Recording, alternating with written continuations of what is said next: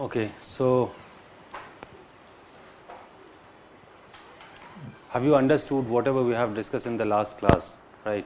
So I think we just got a brief idea that what exactly history is, but whatever we have discussed so far, that's a very common sort of description. Once we try to apply these kind of things into Indian history, then I think the scenario is slightly different, right? So the second thing that we need to understand, in what way the history writing in India got developed, right?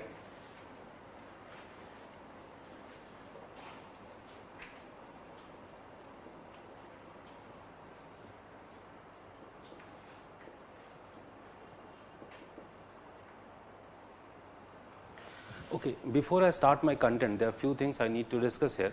That once you are doing this a class, or you are attending this class, so you just divide your copy into two parts, right? In the left side, right, in this particular side, whatever I am dictating, right, you just write in this side, right, and anything that you find relevant while we are just trying to explain the topic, you just simultaneously keep on writing here, right? So this part would be basically what I am dictating in the class, and in this particular portion you are going to write whatever you find relevant, right? But I am not trying to dictate it, right, or I am not dictating it, but you find it useful, right? Just keep on writing here, in that way, right? So in that way, in this way we'll proceed, right? Okay, so as I told you that today we are supposed to discuss basically about the history writing in India, right? So as far as this history writing is concerned, so in fact if we compare the Indian history writing with the Western scenario, right, in that case we'll find that definitely certain differences are there. If we'll talk about who is supposed to be the father of history, right? So do you know that father of history? Herodotus, right? And Herodotus was in the 2nd century BCE, right? So, but if I'm just trying to, if I'm asking the same question or putting the same question in Indian scenario, just can you please tell me any of the names, right, who or his writing could be considered as the writing of history? Any Indian fellow who was writing history, or the earliest fellow that you do know that he was a historian and he started writing the history? Kalhana, right? And what was the age of Kalhana?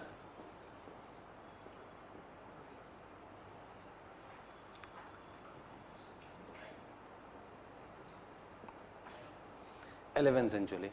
And just now I discussed for the Herodotus, right, that what was his age? 2nd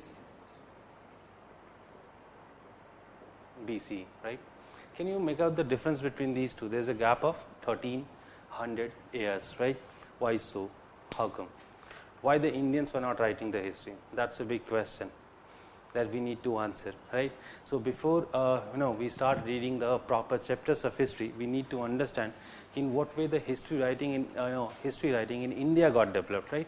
So do you have any idea from what particular moment that Indian people have started writing the history, or not Indian people, or we can say the history of India was being written from what particular moment?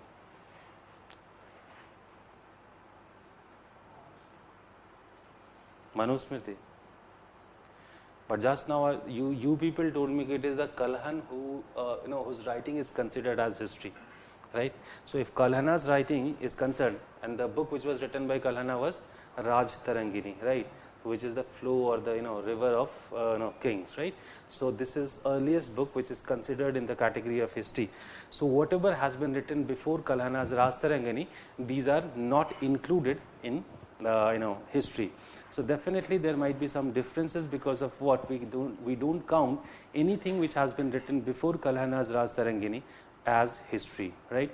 So I'll come to that point, but the very simple question that I have asked here, that from where or from what particular moment you'll find that people have seriously started writing the history of India. Okay, before you answer this question, just sorry. Just bata. Who? The Britishers have started writing the history of India. Yes, to an extent this is correct. That the Britishers were the earliest people, right, who started writing the history of India, right? Now the question arises, why did this British where I mean, why the Britishers were so much interested in writing the history of India?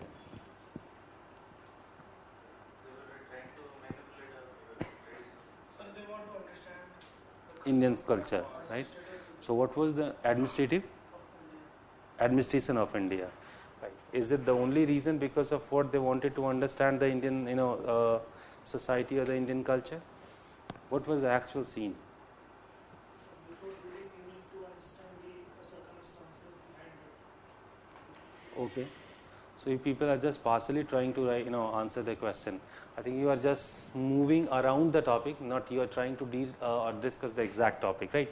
Let me tell you, a few things, right? So before I come to all these kind of things, right? Let me, just tell you a simple story, and I hope you like the story, right?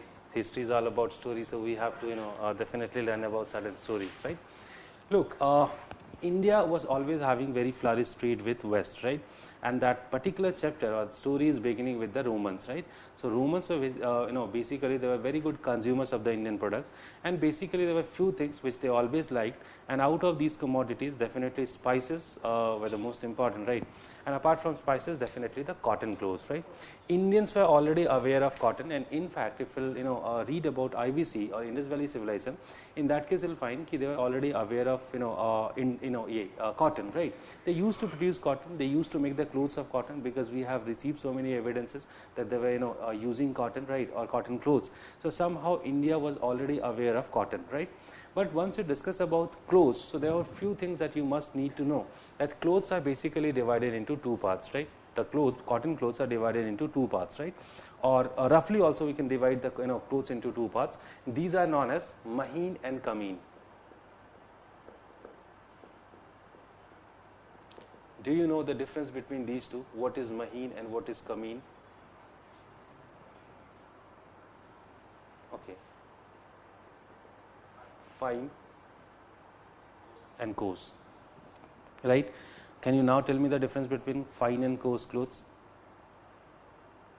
Have you ever compared the khadi clothes with the Peter England shirts, or any brand which is basically outside of brands of brands of Europe or some other countries?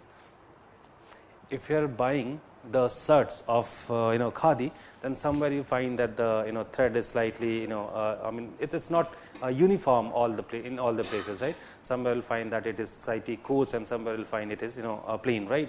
Whether it is not true for the brands that you people are buying, such as Peter England, and some other brands. I'm not a brand conscious person, so I don't know much about the brands and all, right? So like Peter England, and there are some more brands I hope, such as अच्छा कोई भी brand conscious नहीं है इसमें, like Louis Philippe and some other brands, right? So if you'll find that the Louis Philippe shirt is also made in the same pattern, but you find some coarse clothes, right? Will you buy it? No. You'll just simply say that this is a defective piece and you won't buy it, right? That's the very common tradition that is there in India, right? So somehow what is happening, there is a difference between fine and coarse cloth. So khadi could be kept in the category of coarse cloth, right? Whether the shirts which were made by these brands, these could be kept in the category of fine clothes. So basically the Britishers or the Europeans were much interested in the fine clothes, right? Whether they were making the coarse clothes, and basically they were making the woolen clothes, right? So somehow they were much interested in this fine clothes, and that's the reason, because as I told you just now, that somehow these India or the Indian people were well versed in making the clothes. That's the reason because of what the European people were coming to India, and or the basically that time we must discuss about the Roman Empire. So the people from Roman Empire, they used to come India, they used to purchase these commodities, and they used to take it to their own country. And apart from clothes, as I discussed, the other commodity was spices. So basically what was the use of spices for them?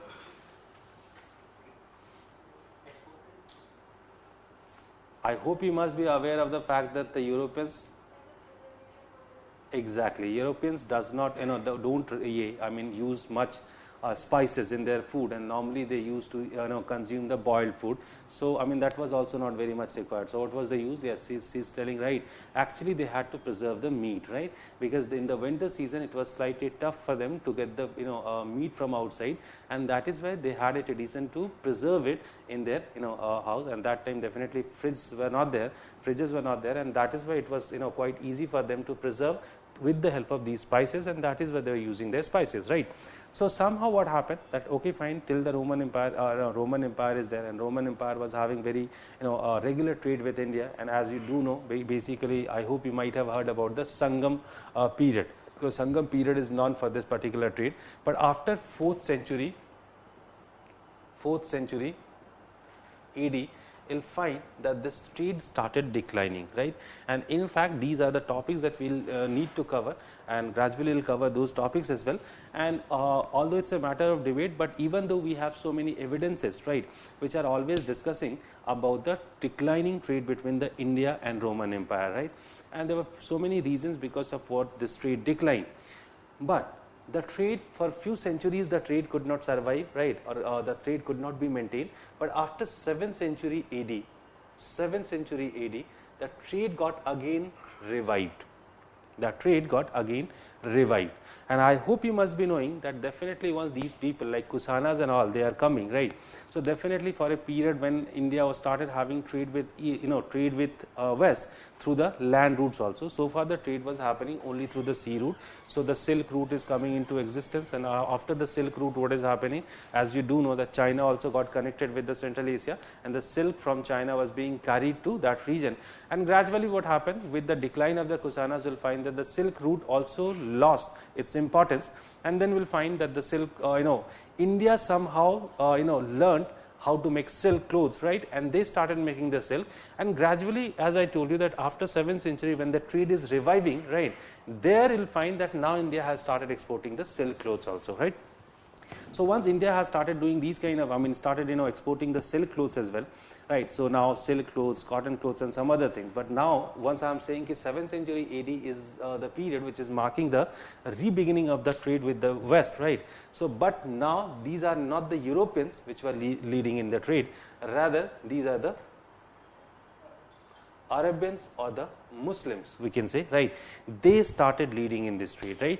So somehow, as you do know, after the coming of the Satavahanas, right, so what exactly started happening, the Satavahanas, because of the Satavahanas and some other reasons, ultimately what is happening in now the western coast. So far the eastern coast was known for this trade, for the Indo-Roman trade, but now the western coast was being used by them, right. So now they started using this western coast, and as this western coast was being used, and that is where some ports like we can discuss about some ports such as Thane is there, right, or we can discuss about Bhadauch is the is one of the ports, right. So there were so many, and Malabar coast, of course, right. So these are some areas from these in these areas you'll find that some of the cities or some of the port cities were there, and finally the Arabian people started conducting a trade with those port cities, right. Once we'll talk about this Muslim people, those who started leading in this trade, and definitely these people were not the consumers of the Indian products, right. They were not the people those who were consuming the Indian products, right. Basically what they did actually, they were just carrying these stuff from here to the Central Asian countries, and then from here to the markets of Rome and some other parts, some other Venice and Rome. These were the two popular markets in Europe, initially only Rome, right.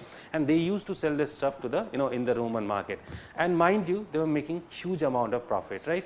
And because of that profit, what is happening, they were never interested to allow anyone or basically from Europe to come India and do the trade directly, right.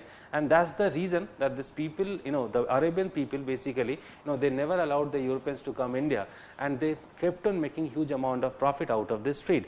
And somehow at a point of time, ultimately what happened in Europe, that people have started opposing this trade, because they started saying that somehow England or other European countries are being drained just because of this trade, and that is why they just intended to have direct trade with India. And because of that reason, ultimately the process of colonization is beginning, although this phase is known as mercantilism, right. So it is the mercantilism, and because of that mercantilism what happened, and there were some other changes which were going on in Europe. And in fact, once you'll study about this world history, like then you'll study about this Enlightenment, you'll study about the Renaissance, right, and some other movements, right. So all such kind of things are going on, and ultimately as a result of these kind of things, what do you find, that the atmosphere in Europe got completely changed. once you discuss about the modernity, right, the modernity which is coming to India much late, but that modernity started in Europe in much earlier, much earlier. So basically what is happening, because of these movements and revolutions, they became more rational as compared to the previous phase. Because once you talk about medieval, right, whenever you talk about medieval, so the medieval always means that you are just carrying some certain features, and in those features definitely rationalism is not part of, definitely in those features rationalism cannot be counted. So as these people were not rational, and that is why they are not conducting, they are not having very sort of entrepreneurship, and because of that what is happening, that so far these people never tried to get an alternative route to India. But after 14th century and 15th century, you'll find that now these people became very much dedicated to find an alternative route, because as I told you that the Arabians were not allowing them to come through the Red Sea and the Mediterranean Sea, and in fact these are the narrow passes. And in fact, as these are the narrow passes, so somehow it was easier to control such kind of if it would be complete sea, then definitely it won't be easy for the Arabians to control it. But once it is coming to the Red Sea, right, as it's a sort of narrow pass, so somehow it could be controlled by them, and that is why it started problem. And as you do know, because of this particular thing, ultimately so many things, so many new initiatives started by the Europeans. Portuguese are the playing most important role, because they started so many universities for the sea voyages, right, because they started making them learn about sea voyages. They started getting some new ideas such as compass. They have started using compass and some other things as well. So many development that happened in astronomy, right, basically they just understood the movements of the celestial bodies and some other thing. So many new things are coming in because of what the voyages became easier as compared to the previous situation. Columbus tried for that, but somehow Columbus, I mean, he applied a sort of good mind, but he failed, because he just thought that the whole world, I mean the world is actually round, so somehow if you are taking a complete round of the world, so finally he'll reach India. But unfortunately he didn't know that there is another island or another continent existing in the world called as America, because America was completely untouched land, right. Nobody is so far entered into America. They didn't know about America, and that is why somehow they could not understand it. And finally what is happening, he reached America, and as you know the story about West Indies and all, and there's a different story goes on from here, and you do know about the colonization of America. So that's a different process which is going on, but people kept on trying, and finally there were some people, right, who invented a new route to come India, and that was, suppose this is Africa, right, and this is India, so they started coming to India through this route, and that is why this this particular part of Africa is known as Cape of Good Hope.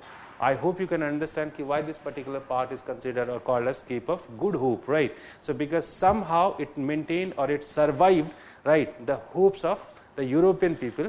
Now they could come to here, and in fact there's a fellow called Bartholomew Diaz, right. So he was the person first invented this, but somehow he could not cross this particular zone and part to come India.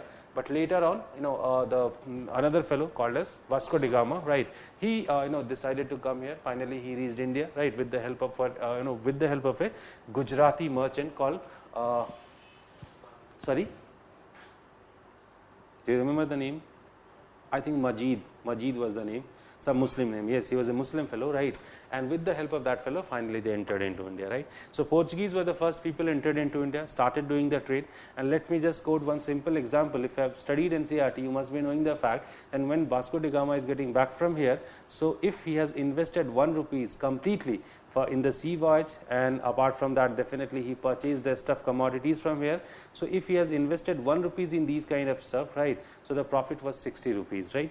So it's just a figure, right, but the percentage, or we can say the ratio is correct. So somehow you can imagine the profit, that a trade which is giving the 600% profit. Now, do you know any asset trade which is giving such a huge profit? Of course not, right. So it is not a it was not an easy figure, right. It was not a very nominal figure. So somehow you can understand that if the Europeans have started having their trade directly, and then they are making the profit of 600%, so what was the profit the Arabians were making in this trade, right. So finally what is happening, now they have started conducting their trade directly with India. But there's a long story. Portuguese got interested in some other things, like they had more interest in Brazil, right, because Brazil was colonized by them, and somehow they found that Brazil is more fruitful, or more sort of I mean the chances of exploitation was more of Brazil, and that is where they became they were more focused in Brazil. apart from that, they always wanted to make some short money, right, and some early money, and because of that, what happened, they started getting involved in some other systems such as cartage system and all, and they started collecting a sort of tax from the Arabian Ocean called as cartage, right. So somehow they got interested in these kind of things, and that is why somehow we can say that they could not maintain their supremacy in this trade, and gradually some other European companies started coming to India. Now basically, as you do know, the 5 European companies which were coming to India, these were Dutch, Dane, British and French, right. So out of all these companies, I have already told you that somehow the Portuguese could not maintain their supremacy in their trade because of their involvement in some other thing. And apart from this, Dutch and Danes, these are 2 other companies which were coming to India, but somehow they got interested more in the Southeast Asian countries, because these are the countries, right, which were producing more the spices, right, and somehow India was also exporting spices from the earliest time, right, to Europe, and they were actually before that they were importing the spices from the Southeast Asian countries. So somehow they got interested more in those countries, so they were also out of the race, but now the French were left, right. But somehow there were some problems, some basic or structural problems with the French East India Company, and because of what you do know about lots of differences and classes between the French East India Company and the Britishers, right, and finally the French East India Company had to surrender, right, because so many problems were there, right. We'll just learn while learning this modern India about these things, right. That's not that much important, but somehow one thing which is which got proved, that there are few things which are very important here to understand, that all the companies could conduct their trade simultaneously, but somehow you'll find a notion among these companies, they always kept on fighting among each other to establish their supremacy in this trade. Have you ever thought what was the reason that they were fighting? I mean, definitely in a single business many people might be there, right, but somehow they never followed this tradition, and they always wanted to be the only company which is trading with India. What might be the reason for that? French were fighting, the French company was fighting against Britishers. I just told you about the Portuguese and the rest of the Dutch, and then, right, definitely they were out of the race, but even though the French and the Britishers kept on fighting, right, why these companies are fighting, profit margin. What is the historical term that can define it very easily? Golden?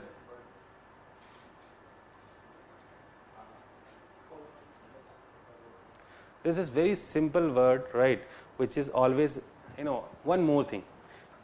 I mean, just leave this topic, right.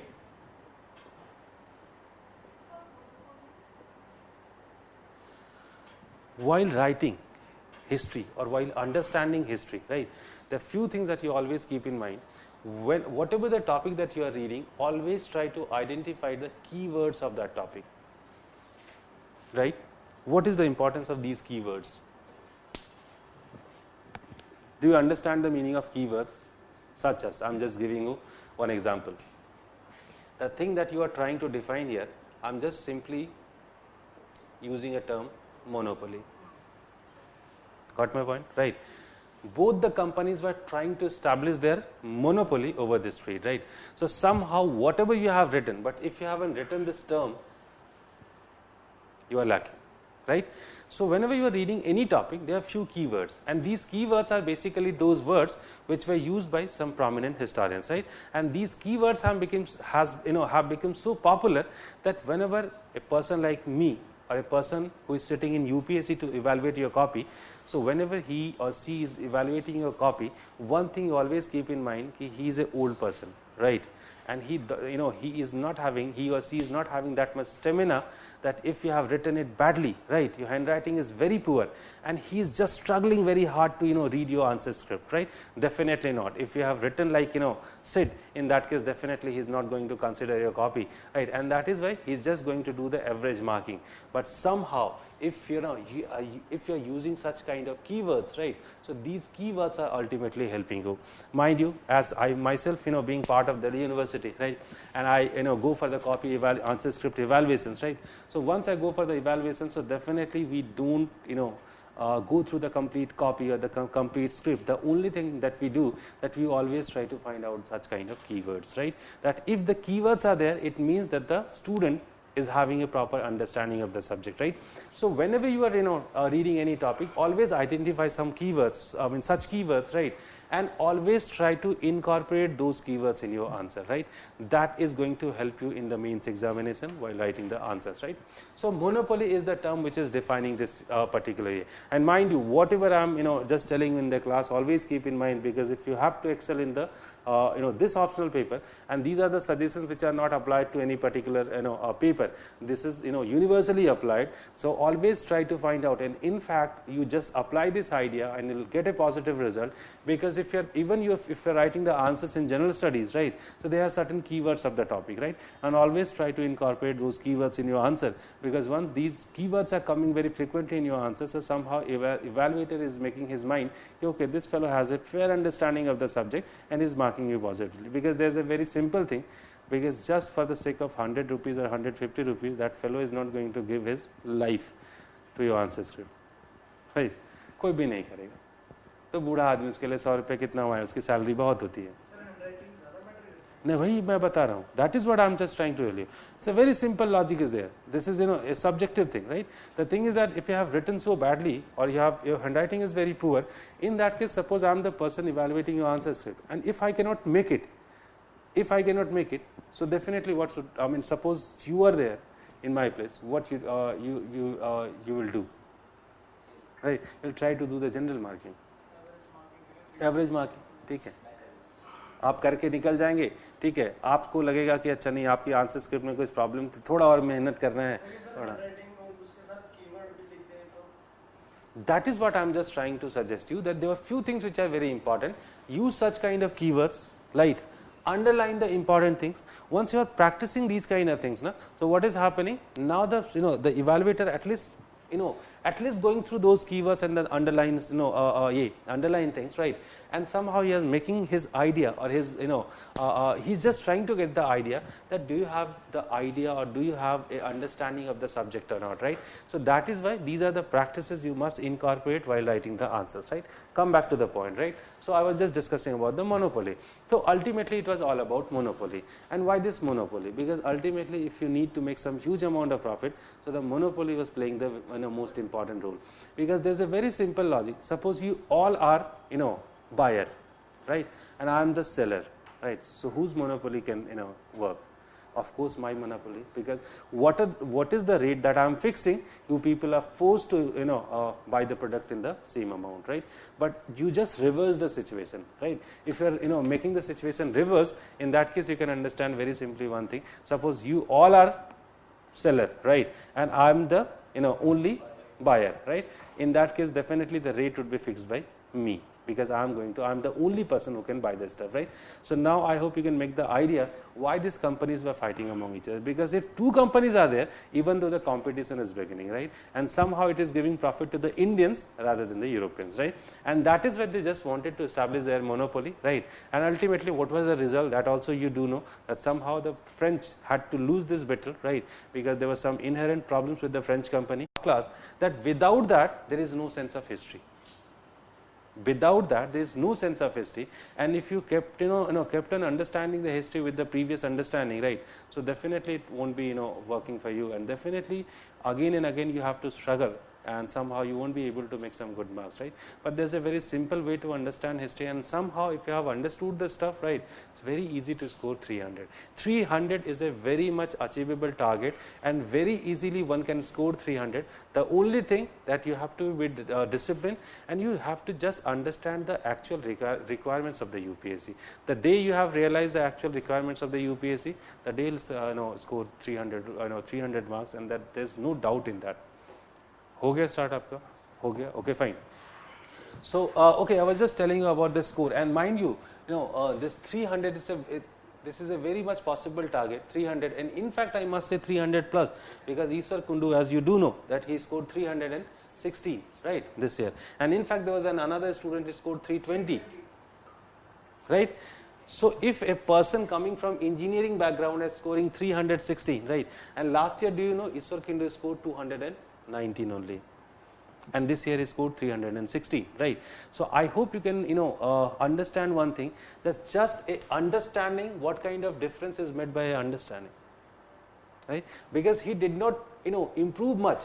He was having some content. I'm not denying the fact, right? But ultimately, what is happening? Somehow he did not conceptualize history, right? But once he understood what history is, and he applied those ideas into his, I hope you might have seen his video, right?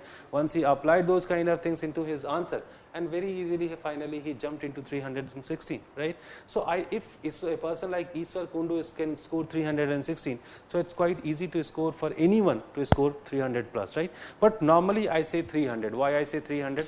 Because I always talk about the average figures, right? I'm not talking about the extraordinary cases, right? So it may be possible that yes, you are not capable of scoring 316 or 320, but I must say if people are having a certain sense, right, the historical sense, what I was talking in yesterday's class, it is quite easy to score 325 or 320. It's very much possible target, but the only thing that I told you that yes, always try to understand history with a different perspective or the approach, that's very much required. Anyways, come back to the point. So finally, as I discussed the monopoly, right, as you do know that the French lost the battle, right, lost the class, and finally the English East India Company has established its monopoly, right? So finally, the English East India Company started, conducting the trade with the, with Indians, right? And somehow, if you think that from here onwards the Indian exploitation started, so I think you are mistaken, right? That's not correct, because this is the time when Indians were actually making the profit. They were getting huge profit, right? And somehow this part has never been highlighted by the historians, basically by the nationalist historians, because they never wanted the Indians to know about that there was a phase, right? And till that phase, the Indians were getting huge amount of profit because of this trade, and that continued. But the situation got changed only after mid of the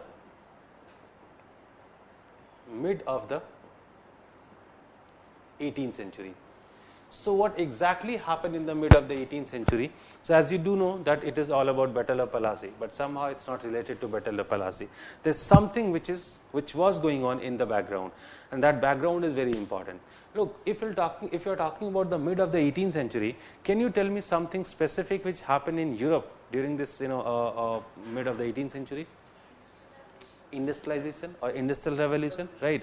So once in this industrial revolution is taking place, right, don't you find a class of interest between the British East India Company and the European entrepreneurs?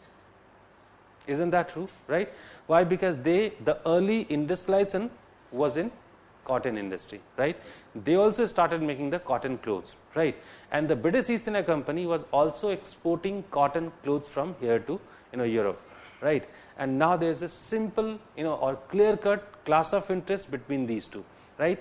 And there were some other problems as well, right? The Indian traders, basically the bureaucrats of the British East India Company, they were making some huge amount of profit. The profit, why? Because ultimately they were not getting very good salary. But as you do know that corruption is part of our system, right?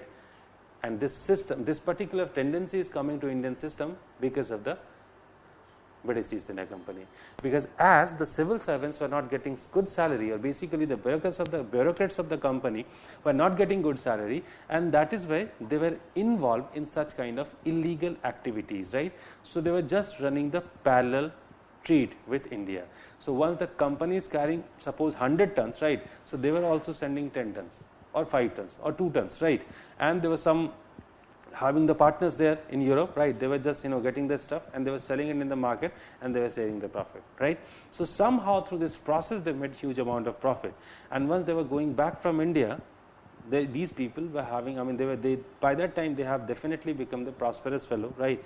And they just started buying seats in British Parliament, and definitely they started motivating, or they started manipulating the policies which were drafted by the Parliament, right? So somehow the British entrepreneurs got scared if there would be a day when the retired bureaucrats are coming into majority in Parliament, then that day all the policies would be made in the favor of the company, and somehow they are going to lose the lose in this competition.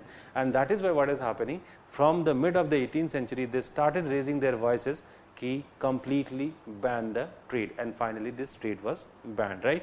Now the Indian stuff could not be sold in English market, right? But yes, still the British East India Company had the opportunity. What was the opportunity? The opportunity was that they could sell this stuff in the rest of the Europe, right? And that is where they wanted to continue the trade. But there was another problem started. There's a third problem that was regarding the transfer of bullion, right? Once I say bullion, it means silver and gold. You do know by that time America was colonized, right?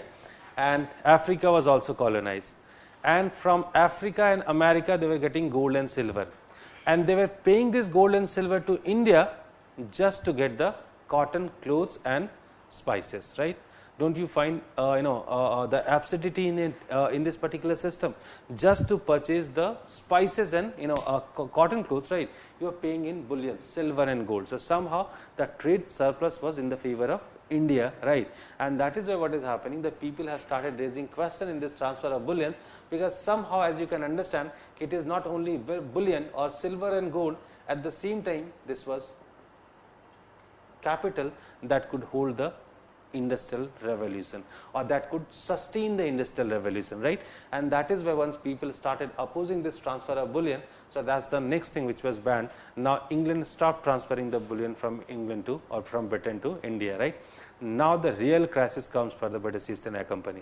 So now what is the crisis? If they wanted to continue the trade, from where they are going to get the capital? Because they had to buy the Indian stuff, right? So once they had to buy the Indian stuff, so what is happening? Finally, these people had no other option than Battle of Plassey, right? Why Battle of Plassey? Because now if they had to, control, they had to still continue the trade. For that, they needed some sources of revenue, right? And that is why they got involved in such kind of instances. Finally, this Battle of Plassey is taking place, right? And after that, there's another battle which is known as Buxar on 1764, right? 1764. And finally, on 65, there is a treaty done called as Treaty of Allahabad, right? And in this Treaty of Allahabad, what is happening? Two separate treaties were done. One with Nawab of Awadh called as, he was the Nawab of Bengal, Sujaudallah, right? So there was a there was a treaty done between British East India Company and Nawab Sujaudallah. That is not of our concern, right? What is of our concern, right? That is the treaty with Shah Alam II, right? So Shah Alam II granted this right, the Diwani rights, right, to the British East India Company, and finally the British East India Company became entitled to collect the land revenue from the Bengal Suba, right? And I hope you are now making it very clear that in what way they arranged the source for their source as capital for them, right? And now once this was there with them, right? So now they could continue their trade, and finally they started collecting the land revenue from Bengal, and they continued their trade, right? So that is the situation, and in this particular situation some more changes are taking place, and because of what India ultimately got colonized, right? So now what were the other changes? Once all these processes took place, right? So finally after 1776, right? I am discussing so many dates, right? It is not compulsory for you to remember, right? I am learning the history for last 20 years, so somehow I remember some of the dates, right? I am very poor with the factual details, I am telling you very frankly, right? So if I am mistaking somewhere, please forgive me, right? Because I never found that the factual details are important in history, right? And as I told you in the last class, always avoid writing the factual details in the A. Factual details, by factual details, what exactly I mean? Such kind of dates and figures, these are not important, right? Anyways, come back to the point, right? So finally what happened? So they continued this system from 1765 to 1776, right? And finally, as you know, they decided one thing, they could make more land revenue, they could extract more land revenue if they are coming into direct administration. Because so far, I hope you must be knowing about the diarchy, right? So what exactly the diarchy was? So basically somebody else was ruling, right? but the powers were actually vested in the hands of British East India Company. So ultimately what is happening, so now they have decided to come into direct administration, because they thought in a way if they are coming into direct administration, somehow they will be capable of extracting more land revenue from Bengal, and it could facilitate their trade in a more better way, and that is why what is happening in a better way, and that is why now they decided to come into direct administration. Okay, fine, they decided, finally they are coming into direct administration, and as you do know, some early governor generals, right, like Warren Hastings, Clive and some other people, right, and they started doing numbers of experiments with the Indian administration, but somehow they had to struggle a lot, right. So once we talk about the rights, we have discussed one right which was Diwani right, right.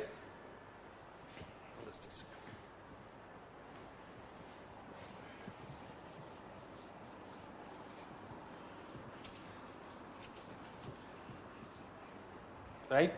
So one right which was known as Diwani right, right, and the second was known as Nizamat right, right, and in fact this system was developed by the Mughals, right.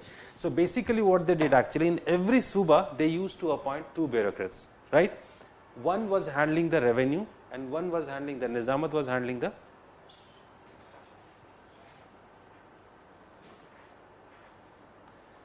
okay, fine. You are saying administration, right? What was the meaning of administration during the medieval period? Were they making roads? Were they providing lights, right? Were they opening schools? These were definitely not the activities of the state, right? Then what is the meaning of administration? Sorry? Yes, very good, right. So once you talk about administration, the biggest function was justice, right, or the judicial services, right. So this is, and apart from that he was handling another thing which is known as army, right. Now you just find out the smartest of this Mughal people, right. There are two rights. You must be knowing one fact, that the civil servants are supposed to be very powerful. Have you ever thought why he is so powerful? Why the civil servants are so powerful? You always say that DM is very powerful, DM, and you all are willing to be the DM only, right? That's fine, but what exactly, what is the term, terms and condition which is making him powerful? You can define the powers into two areas, right? One, yes, one, power is defined by money, right? And the second is, sorry, exactly, the police, right? And as you do know that both were ultimately reporting to DM, right? The IPS is also working under the DM, right? And the revenue, a single penny could come out from the treasury only if the DM is signing on the paper, right? Without his signature, not a single penny can come out from the. So now I hope you can understand why the DM is supposed to be very powerful, because he is handling all the powers, all the necessary things which are required.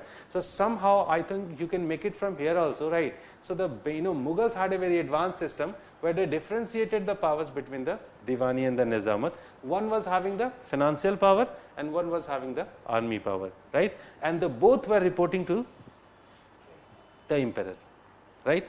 The both. I mean, both were actually loyal to the king, because their career advancement is somehow relying on their loyalty towards the king, right? And that is why they were never ready to join the hands, right? Because somehow they could move in their career only if the emperor is willing to, right? Or emperor is giving some more sort of things to him, right? And that is why they were never joining the hands, and that's the system which was developed by Mughal, right? And it was so far it was continuing, but somehow after Murshid Quli Khan and Alivardi Khan, the system got disturbed, and this is a different story, right? But somehow after this, what is happening? The British East India Company got both the rights, right, after 76. So now, apart from army, that's a positive thing for them. This is also a positive thing for them, but what about this? Because if they have taken the Nizamat, now they had to look after the justice also, or the judicial services also, right? That became a sort of problematic thing for them, right? Okay, fine, they had to run the courts, right? So now what is the solution? So initially what they did, actually, as you do know that the judicial services could be divided into two parts. One is criminal and civil, right? Okay, fine. As far as the criminal law is concerned, they just applied the British rule, right? What about this? They could not apply the British law because the values of the system, values of the society, societies were altogether different, right? So they could not imply the same idea here. So now what they started doing? So for the civil laws, they now simply started taking the help of Pandits and the Maulvis, right? So for the Muslim civil law, they were taking the help of Maulvi. For the Hindu civil law, they started taking the help of the Hindus, right? Or the Pandits basically, right? But somehow you do know that in India there was no uniformity in the laws. Manusmriti is talking about different laws, right? Narasmriti is talking about different laws. Arthashastra is talking about different laws, right? And in that case, what is going to happen? And apart from that, you must be knowing about the privileged condition of the Indian law, because if you apply, you cannot apply the same law to the Brahmins and the Sudras, right? There was a different law for the Sudras, there was a different law for the Brahmanas, there was a different law for the Kshatriyas, right? So the situation in India was much complicated, and somehow I hope you can understand the mentality through which the Britishers were going on. Every time the Pandit and the Maulvis were giving different interpretation or explanation, right? So somehow they got completely irritated and they thought, what is the solution of this? Somehow they cannot understand it at all, right? And once they got, became so complicated, they became so disturbed because of this. So finally they had to find a solution of this. And what was the solution? Finally they decided to understand the Indian society, right? They simply decided, okay, fine, let us, let it be these, system, and let us try to understand the Indian society and the Indian values, and then only they'll be able to, perform their duties perfectly, the judicial functions perfectly, right? And that is why finally they have, they decided for this, right? So once they have decided for this, so now then another question comes up: what would be the best way to understand the society, right? Reading the whole context. Exactly. Suppose now you got suddenly very much interested in Chinese society, so it is not possible for you to go China directly, right, and try to learn about their society.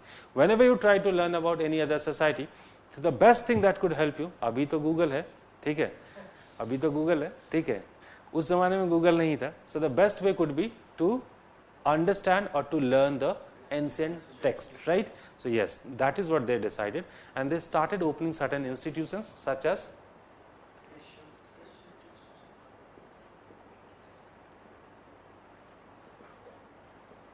Asiatic Society.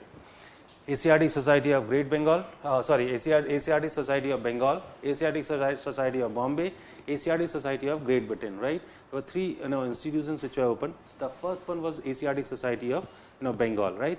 And the Asiatic Society of Bengal had two functions, right? One was the translation of the classical text, the first thing, and the second thing was to train the civil servants into vernaculars, right? As you do know, if you are joining the civil services, and as per your cadre, you have to learn the native language, right, or the vernacular. Basically, if you are joining the Kerala cadre, in that case you have to learn Malayalam. If you are joining the Andhra cadre, right, you have to learn Telugu, right? So in that way you have to learn the languages, right? And if some South Indian fellow is joining the UP cadre, right, so in that case he must be learning Bhojpuri, right? I'm just kidding, right? He must learn Hindi, right? So anyways, right? So these are the things which was, this Asiatic Society, this function was also there with the Asiatic Society. So now what happened? So, okay, fine. So as you have understood the reality, understood the requirements of the company, right? So now you tell me that, okay, fine, Asiatic Society decided to translate the books, right? So what would be the first book they would have translated? Of course, Manusmriti. Why? Because you do know that Manusmriti is the most trustworthy book which is defining Indian legal system, right? So yes, the Manusmriti is the first book which was translated by them with the name A Code of Gentoo Laws, right? That's the first book. Then the other book which is dealing with the Indian legal system and all, Bhagavad Gita, right? That's another book. If you need to understand the values of Indian society, I think Bhagavad Gita would be the most important book to understand the system, right? So Bhagavad Gita is the next book, right? So I hope you are getting my point. Ki somehow they started translating all these books, and after a certain period of time, right, or after a span, they had a huge compilation of such translation. There's a fellow called, that fellow's name was there was a fellow from Germany actually, and he was living in Britain. Max Muller, right? Max Muller. Max Muller never came to India. He learned Sanskrit and he started translating so many books. And in fact, 50 books were translated by Max Muller, right? So and it was not only Indians; some of our Chinese books were also translated by him. But somehow now they got a huge compilation. Finally, right? So once they have compiled some huge literature, ancient literature, right? And there was another thing which is also very important. While they started translating this Indian books, so somehow they understood one thing, that if it is about medieval India, so they were not facing much complications during this medieval India. There was only one book which is dealing with the Muslim laws. These are, this is Sariyat, right? And to an extent we can talk about Hadith, right? We'll discuss about this Hadith and all, what exactly Hadith is and all. But you just remember that Sariyat and Hadith. But once it comes to Hindu tradition, right? There was not a single book that could make them understand about the Hindu legal system and all, right, or Hindu society, right? So somehow, and apart from that, there's another thing which is very important, that somehow that medieval period had a tradition, right, to know about the society, right, and that is why in every court you'll find the court historians, right, and somehow they were writing something, so somehow they had a huge compilation of the medieval literature, and these are more straight as compared to the ancient writings, right, and that is why initially they decided ki, as they were not facing much complication in the medieval period, it is basically the ancient period where they are facing much complication, and that is why mostly they translated the ancient Indian books, right. So once they had a huge compilation of the ancient Indian text, and basically here onwards a group is coming, that group which is known as Orientalists, right. And who were these Orientalist people? These were the people involved in such kind of translations, and once such huge translation was done by them, right, and then finally it became a sort of a chair, you can say, or a specific branch of academics, right. So Orientalism became a specific branch of academics, right, and now these Orientalist people, as they had huge compilation, so now they decided to write the history of India, right, and that's the reason that they have started writing the history of India, and such as you must be knowing about William Jones, right, Vincent Arthur Smith, right. So these are some people, those who decided to write the history of India, but while writing the history of India, they had certain biasness. Yes, right. Are you asking something? No, right. So they had certain biasness, right, and what kind of biasness they had? Simultaneously they had to prove their agenda, that somehow they had to justify their rule on India, and that's the another thing which is very important, and because of that, right, they had to justify their agenda, right, they had to justify their rule, right, and because of that reason, what is happening, once they decided to write the history of India, so somehow they were more focused on the ancient India, right, and the only agenda they had, all the time they had to criticize the Indian society, and the first criticism which was done, there were lots of criticism done by them, right, they were criticizing the Indian society, they were criticizing the Indian religion, they were criticizing the Indian political system, and the ideas such as, although this idea is coming with the Marxism, the Oriental despotism and all, right, so many terms, so many criticism had come out, right, but the most important criticism most important criticism was which was done by the Orientalist people, that the Indians did not have the historical sense, at least during ancient India, right. So the first question, that Indians were not having the historical sense, right. Now what is this historical sense, right? So definitely we have learned something about the historical sense in the last class, right, what exactly history is, right. There were so many texts popular in during the ancient India, but not a single text is considered a history text, right, and definitely there might be certain problems with the text, right, and that is why what they did actually, they started criticizing the Indian writing, they never had the sense of history, right. So definitely they must be having certain reasons on the basis of what they were claiming like that. And just give me a minute.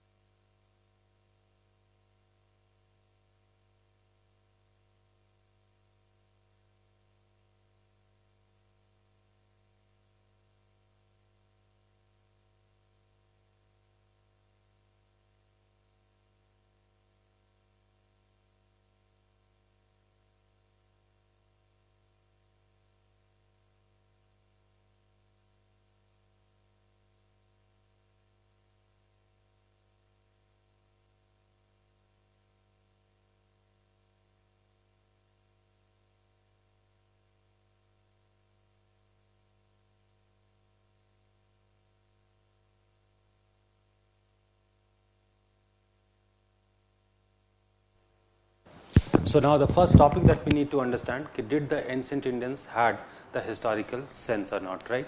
So this is the first question also if you are trying to understand the history. So this is the first question you must face off, right?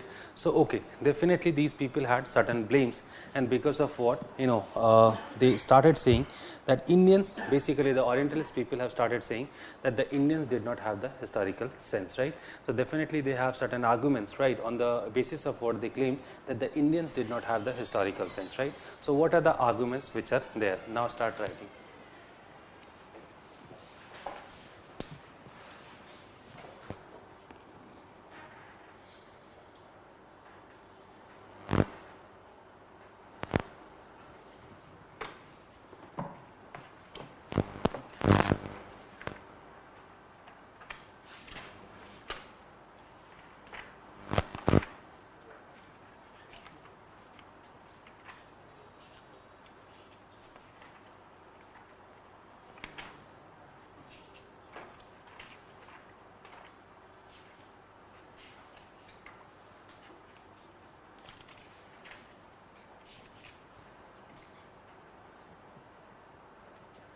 Right.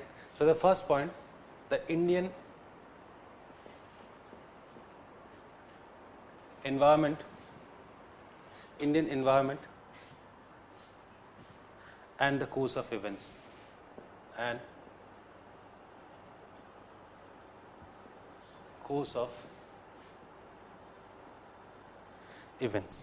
right?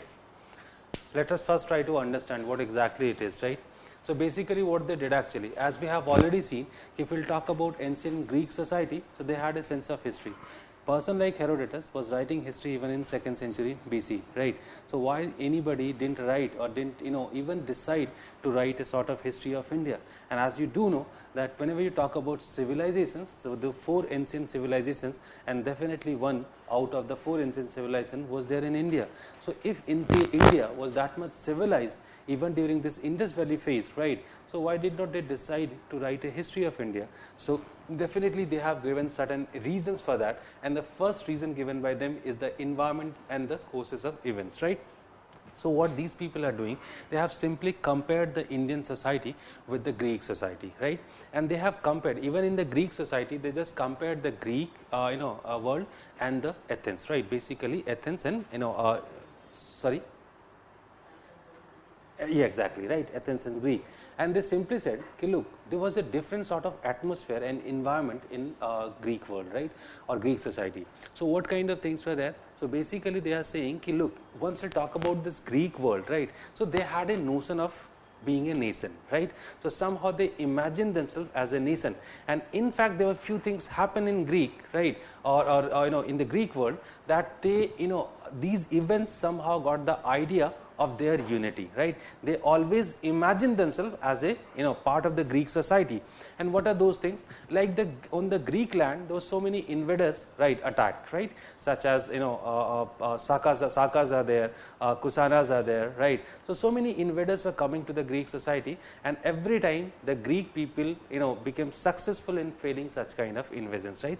And that is where they are saying somehow these people came up with this idea that they are the supreme people, right? And somehow they are so powerful that they could fail any as such attack or any as such invasion, and because of that they got forced or motivated to write a history of history of Greek world, right? Whether any as such case is not applied or implied in India, and they always thought that in India there was a situation, there was a altogether different situation. Whosoever is coming to India, and the Indian people were always were always ready to accept them as ruler, right? Kusanas are coming, they were accepted as ruler, right? Sakas are coming, they were accepted as ruler. Indo-Greeks were coming, they were accepted as ruler. So somehow they find that the environment in India was altogether different from the Greek world, and that is why somehow they could not become very much motivated to write the history of India. If they would have trusted in the glory of Indian land, right, in that case definitely they might be motivated to write the history of India, but somehow there was nothing as such which could motivate them to write the history, right? And that is why they are saying that they could not write the history. The first thing. The second thing, right, I'll just dictate this, the points, right? You just wait on, right? The second thing, they are saying that once you talk about history, so there must be someone who is writing the history being unbiased, right? So if you are trying to see the events being outside of the events, right, you are not part of that, and you are trying to understand the the events and the incident, in that case only you will be able to write the history, right? But somehow in India there was no as such community which could write anything freely. Whosoever you know, right? I mean, definitely there are so many people, like you can discuss about numbers of writers which were there in ancient India, but somehow either they were part of that tradition or they were completely out of the political traditions, right? If you talk about Arthashastra, right, or Chanakya, right, so definitely he himself was part of all these events, right? If we'll talk about Kalidas, so he was completely out of these things, and the only thing he was interested in, that was literature or the some mythical or the fictional sort of things, right? So that is why there were 2 points that they are quoting here, that as this environment was not there in which the Indians could feel the glory of the land, right, or the country. And the second thing, that the people were never had this opportunity where they could write something freely, right?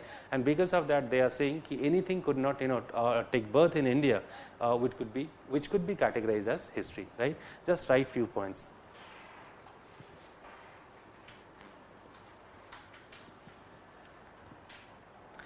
As per Keith,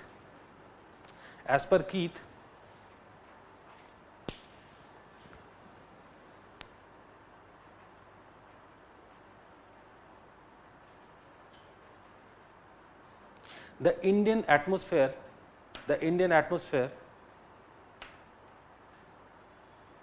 never allowed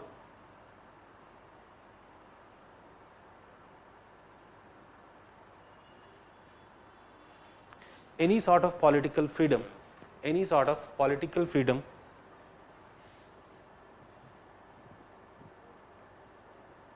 as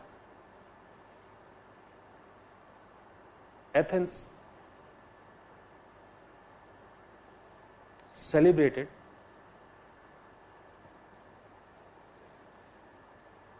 is democracy.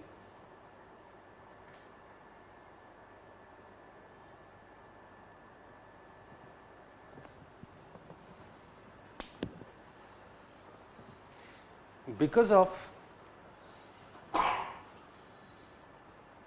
the free environment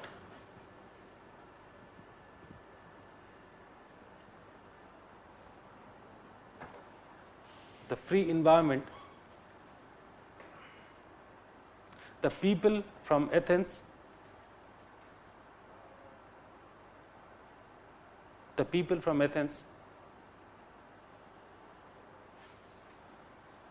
got motivated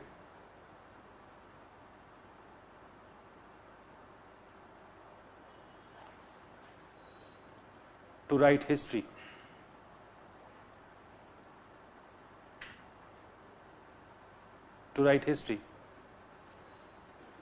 Change the paragraph.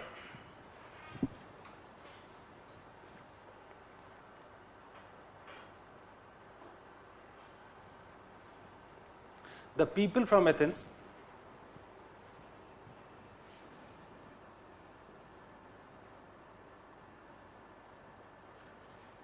had so many things to feel the glory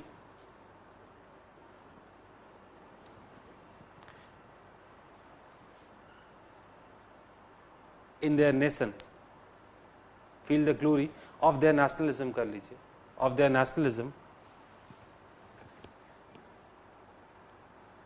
as they successfully failed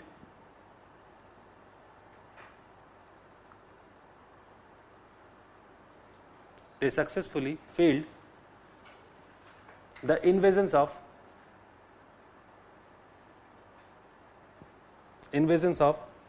Sakas, Parthian,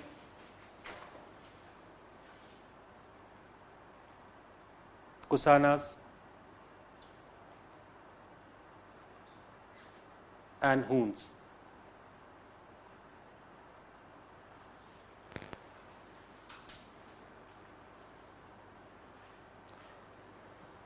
whether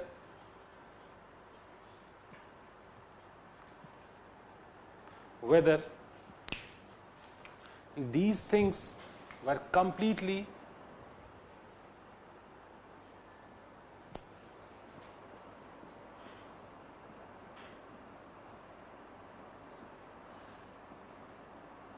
missing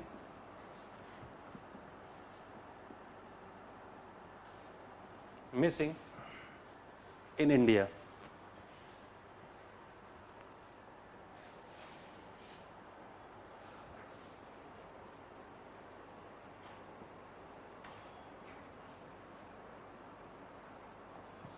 Next point, belief in doctrine of karma.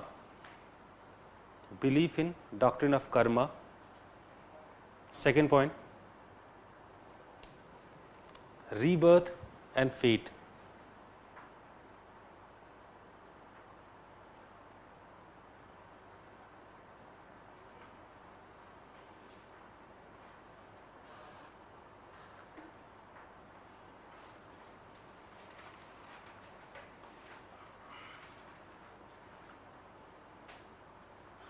The missing historical sense among the ancient Indians, the missing historical sense among the ancient Indian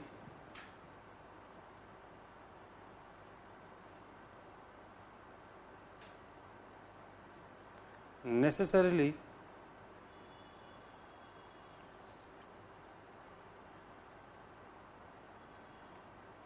depend on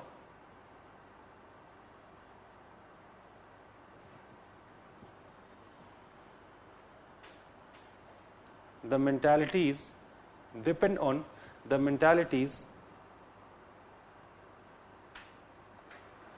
of Indian people.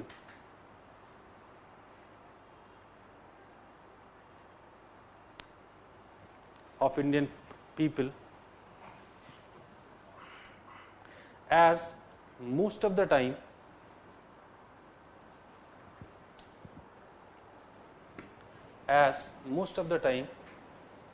they were involved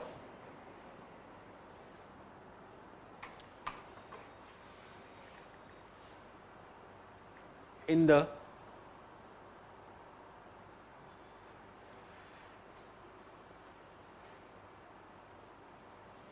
concepts related to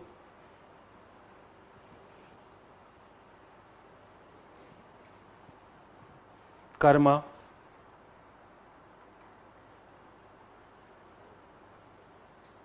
rebirth, and some supernatural concepts.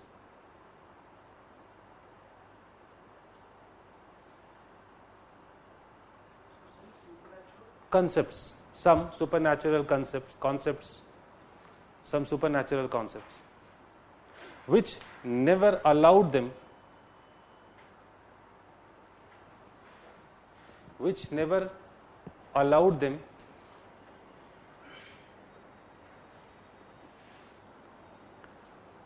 to think of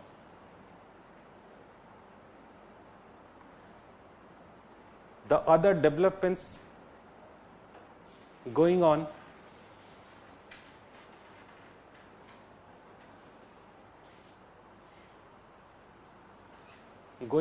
in society.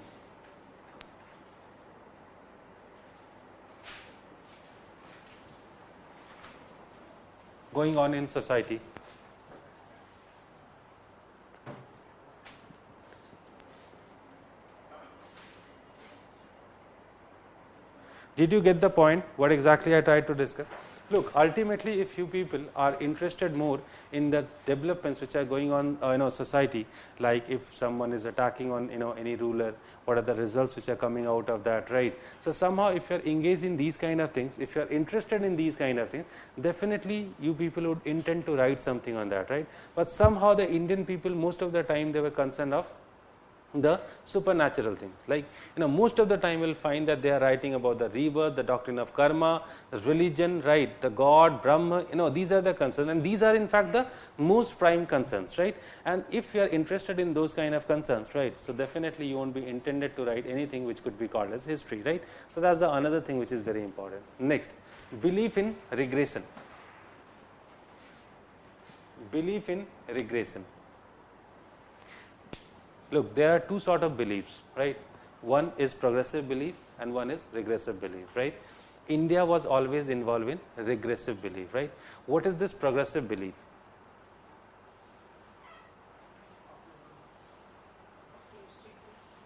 What could be called as progressive belief?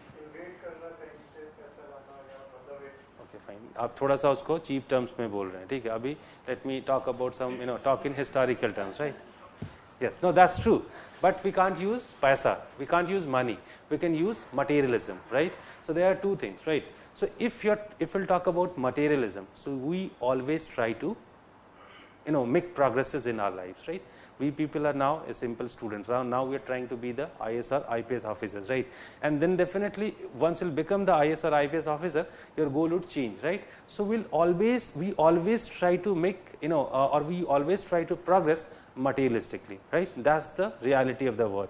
Now let us take it in a bigger concept, right. So the world is basically all about the, progresses, or we can say materialistic progresses, right. So basically what is happening, there's a, different stages are there. So of course, you do know about hunting and gathering economy, then we're moving towards agriculture, then the secondary economy activities are coming, trade and commerce is coming, right. So more advanced urbanization and some other things are coming, state is being formed, right. Then the mercantilism is coming, finally capitalism is coming, right. So the society is all about the materialistic development, right. So this is known as the progressive ideas, right.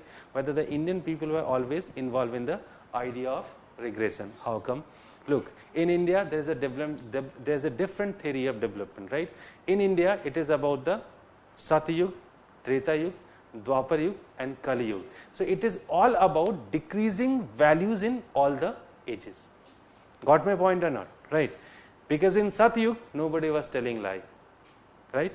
In Treta Yug people have started telling some lies, right. Or the values are slightly declining. A person like Ravana comes up, right, because in Satyug there was no Ravan, right. And finally in Dwapar Yug there were so many Ravanas are there, right.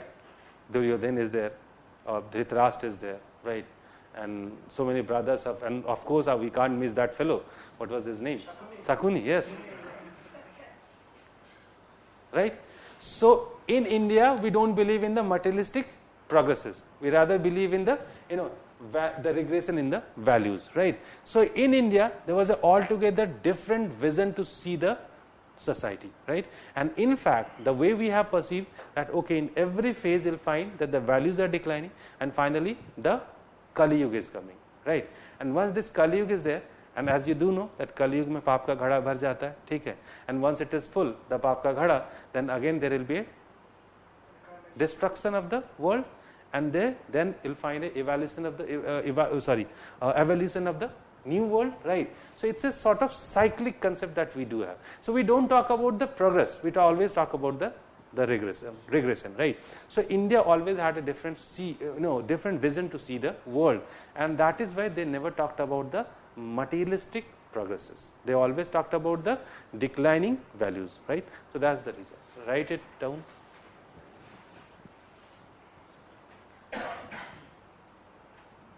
The European world or the European society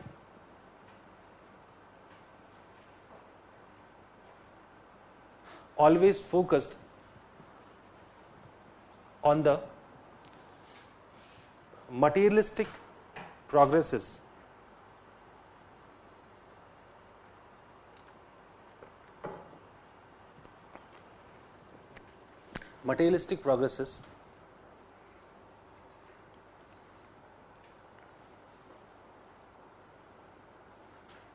as it used to be the most important part, as it used to be most important part of human society, most important part of the human society, whether the Indians always believed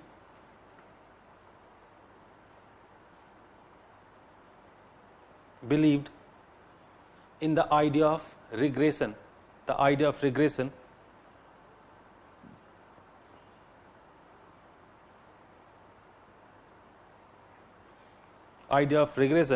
in terms of moral values, in terms of moral values.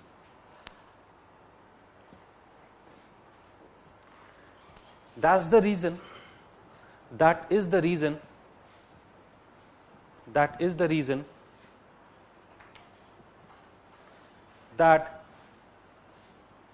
I think further you can explain it, right? I'm just, as I have discussed initially only, I'll be just getting you the hints, right? And I'll be dictating those hints also whenever you are revising the content, and that is why I just told you ki whenever you find that something which is important, right, but I'm not dictating, you keep on writing in the the side corner, right, and somehow it is going to help you while revising the content, right? Okay, fine. What was the line that I told you? That is the reason that Indians avoided to write about the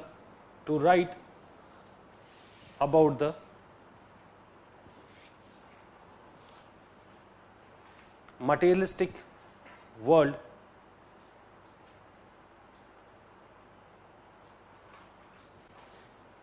which is definitely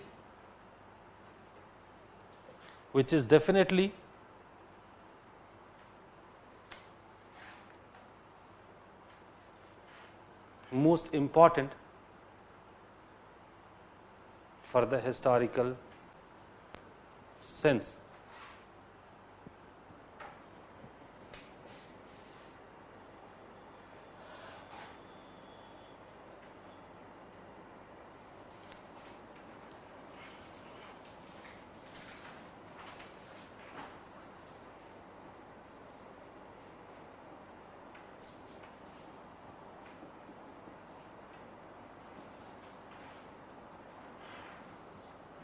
Next, preference to general rather than particular.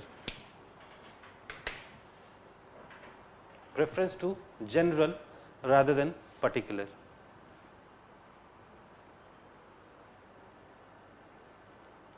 Rather than particular. You can read it, na? My handwriting is also poor. My father always used to blame, me that if you would have developed your handwriting, you could have cleared the UPSC. अभी भी बोलते हैं मेरे पापा. अभी उनको मैं कितना भी समझाऊं नहीं समझा सकता, ठीक है, कि मेरी हैंडराइटिंग इतनी भी खराब नहीं है. somehow the person can read it, right? It's not important, right? It should be readable, nothing else, ठीक है. It should be that much clear कि at least the person can read it. That is the most important thing. Somehow if you are having problem in that, so this is the time you can improve your writing, but keep on improving your writing. Right. Anyways, right. So that's the next thing, or the fourth point: preference to the general rather than particular. Once we'll talk about history. So as we have discussed in the last class, that this is always the task of historian to pick the facts. Right. Now you just tell me, if being a historian, you are going to choose the particular facts or the general facts. As I discussed about one accident of Akbar and Birbal in the last class, right? So somehow, if the road that I did discuss in the last class, there was some problem with the road, right? Lighting conditions were also not good. It means that very frequently the accidents must be happening there, right? So it means if the accidents are happening very frequently, it means it's not a very remarkable or the sort of unique incident, right, which happened, right? But somehow, let me tell you one thing very clearly. Immediately after the accident of Akbar and Birbal, right, what happened? People got very I mean, sort of, they became very angry, right? And they started a movement, and they, finally, just because of that movement, they started protesting and some other things, and finally, the government had to do or had to take some, actions. Finally, they just provided some good light, they maintained the road, right? And finally, it was fixed, right? So now you just tell me, you'll talk about the most of the accidents, or you'll talk about the accident which, took place between Akbar and Birbal? Of course, Akbar and Birbal. Why? Because after that particular incident, something as such happened which changed the society. Got my point, right? So, being a historian, you always pick up, particular facts, not the general facts, right? Whether in India, you'll find that always they prefer to discuss the general sort of thing rather than the particular. And if you are discussing the general things, right? So, definitely this cannot be history, right? Because there were so many things happening, right? There were so many things happening, right? But somehow this is not becoming the part of history. There might be numbers of people coming from the northwestern side, but once Babur is coming, that is making history. Getting my point, right? So, once any as such important thing is taking place, so you must, being a historian, talk about that, rather than that, okay, any Tom, Dick and Harry is coming from the northwestern side and you are giving the description of that, what Puranas are basically doing, right? So, it is a basically criticism of Purana, right? So, got the point? Please write it down.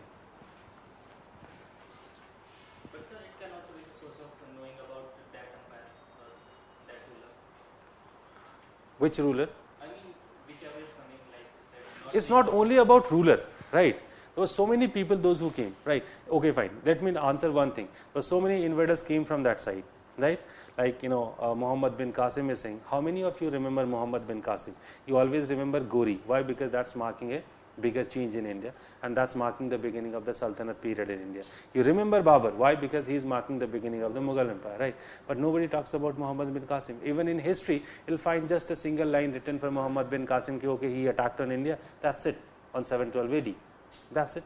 So, somehow, being a historian, we always talk about the particular things rather than the general things, right? So, even though Muhammad bin Qasim was an invader, and in fact, there were so many changes took place after his invasion, and that is why we do discuss about Muhammad bin Qasim. But may be possible that so many, normal invaders came or traders came, so many traders also came, right? But we don't talk about the traders, because that's a general phenomena, right? So, that is what, is the another problem with the history writing of India, right? Just write it down.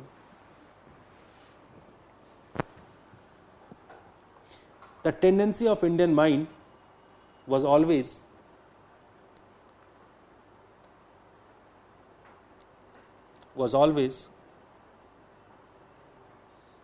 Indian minds to always prefer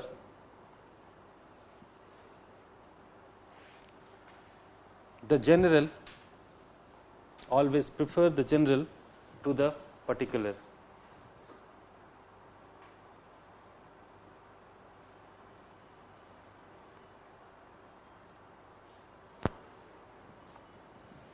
Which is never allowed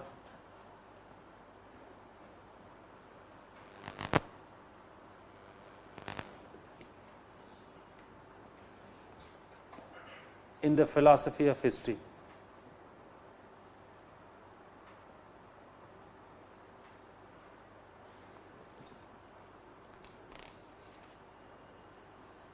Right? That's it, I think. Sufficient. Next point.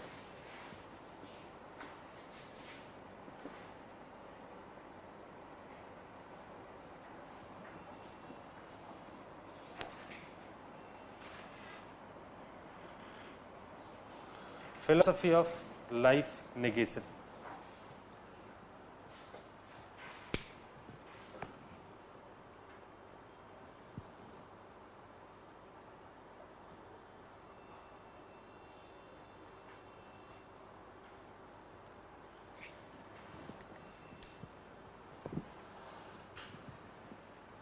In India,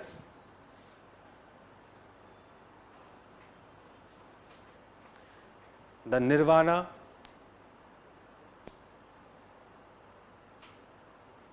moksha,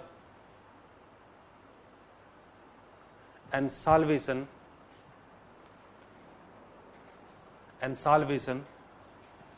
always used to be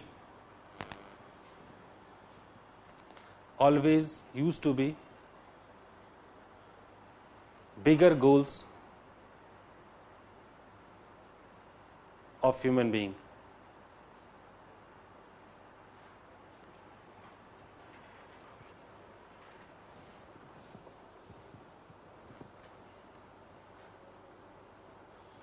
They were always less focused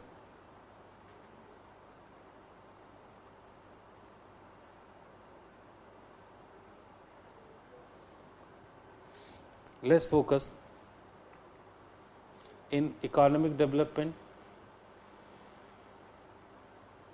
in bracket you just write down materialistic development,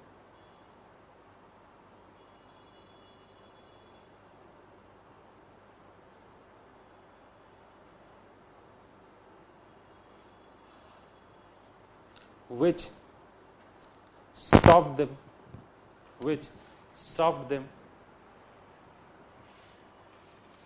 writing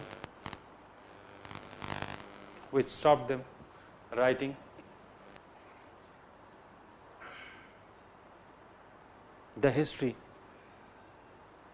as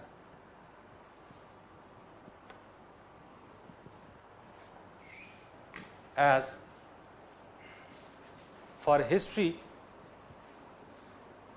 spiritualism is not the most important thing.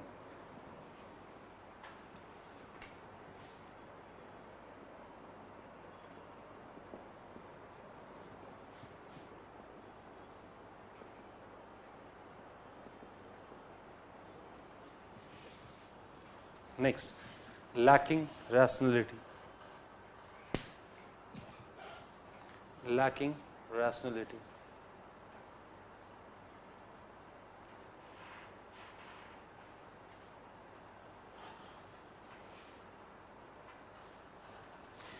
Yesterday only I just told you that whenever you talk about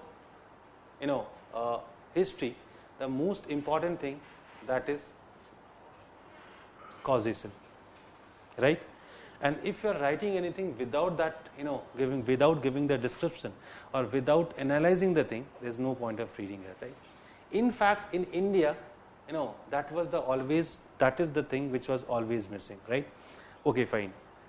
Let me tell you some example, such as Chandragupta Maurya became the ruler, right? Okay, why did he become ruler? It was the God's wish. That's the end of historical causation, right? So I hope you are getting my point. This was the approach of Indians towards the events which were taking place. Getting my point, right? So if you are not having this rationality, right, in your thinking, definitely you won't be able to write a history, because history is not considering these things, as you do know. And in fact, I must say one thing. This is not true that it is only evident in India. Even the same thing could be seen even in the Muslim world and in the Greek world as also, right? Because there was a period when they also considered that every change, who is responsible for all the changes? It is God, right? But somehow after a certain period of time, they changed their approach and they started analyzing the events rationally, right? But somehow that tendency never came to India, right? And they never tried to interpret the events, right, rationally, right? They always said, okay, the God is willing for that and that is why it is happening, right? खत्म, ये सारी कहानी खत्म, उसके बाद कुछ नहीं चाहिए. Because once you said this, right, he is responsible, it means कि that's the end of the year, right? So that's it. That is why we can say कि if this particular tendency is missing among the people, you won't be able to write a history, because history is not, history is basically to know the causation, right? History is about the historical causation, right? To know the reasons for the events. But if somehow you are just finding a simple reason for all the events, so what is the point of writing the history, right? So I think you just write a single line.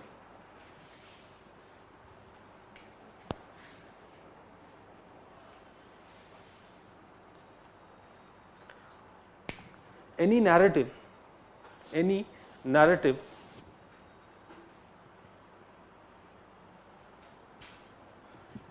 which is not talking about the causation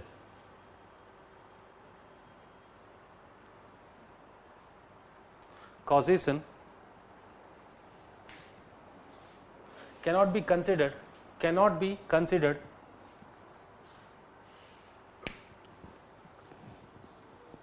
as history,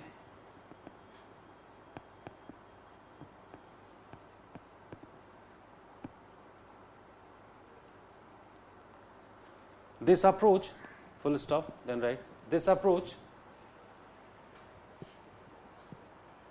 can only come with the rationality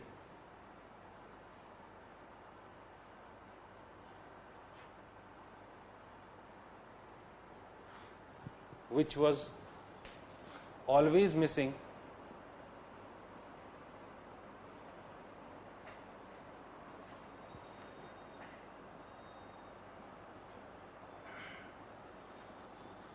in India, as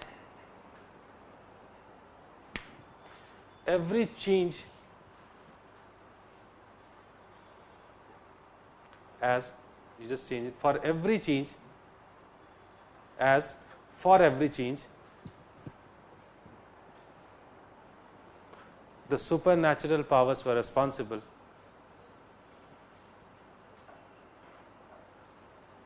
I hope we will further explain it, although whatever I have dictated, that is more than sufficient, right? The last point, the problem of chronology, right?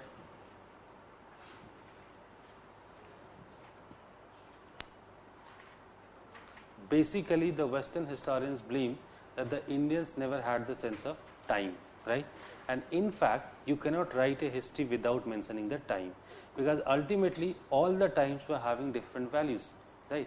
What Buddha was saying in 6th century BC, that okay, he was having certain negative approach towards the inclusion of women to the Sangha, right? In fact, what did he say? No, I am not willing to include the women in the Sangha, but it was the statement given to his disciple, right? But if you are forcing me, right, to include the women, fine, I am allowing it. But now, as you are, allowing the, women to join the Sangha, so Buddhism is going to survive only for 500 years. Otherwise, Buddhism would have survived for 1000 years. Now, many people started saying, look, Buddha was having so much negative sentiments for the woman, right? But you cannot ignore the time when Buddha was existing, right? That was 6th century BC, and the society could not even imagine of, imagine of equality with the woman, right?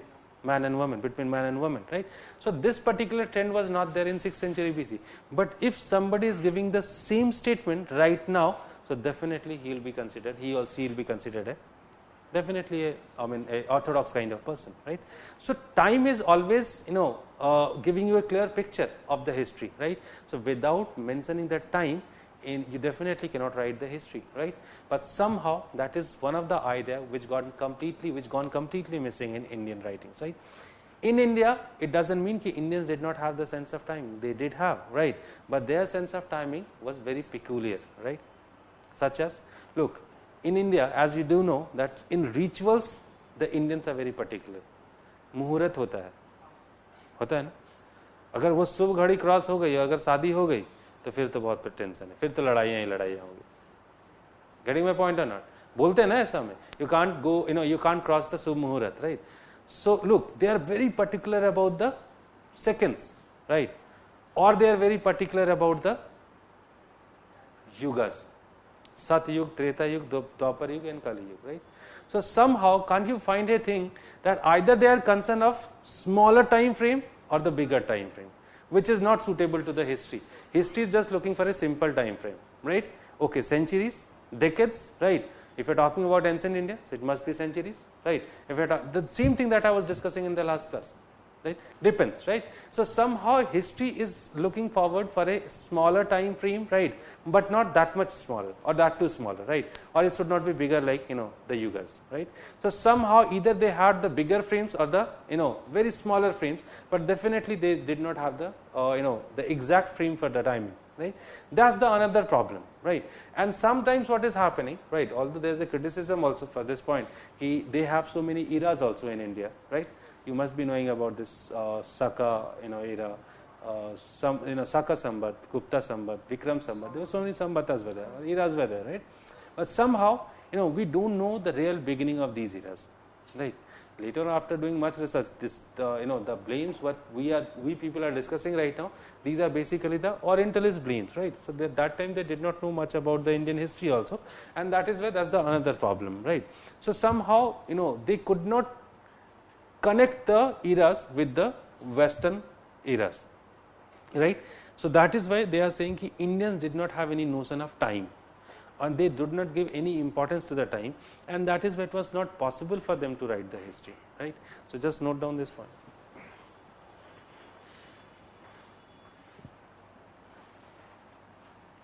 The Indian people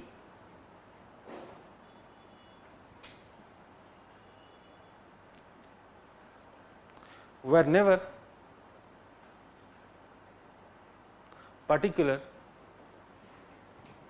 about timing.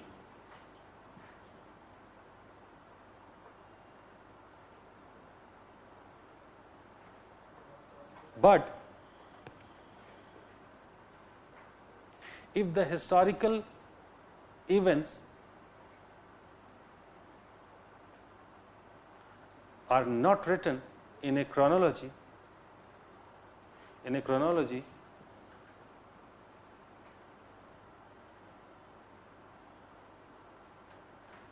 it is meaningless.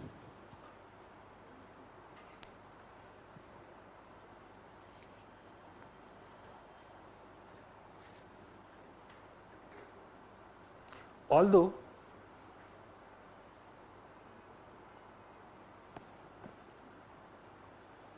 Indians were very particular,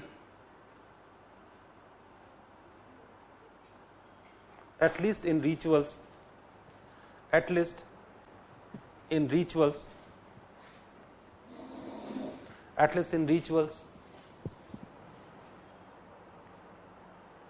about timing,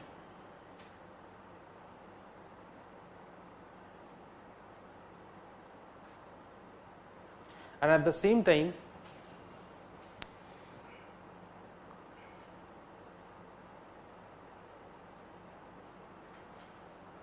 they had the notion of the cyclic time. In bracket you just write down Satyug, Treta Yug, Dwapar Yug and Kali Yug, cyclic time. But both the time frames are problematic,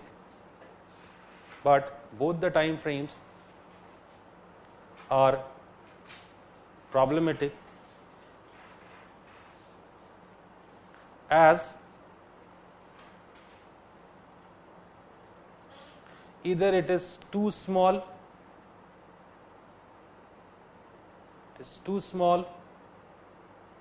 or too big for history.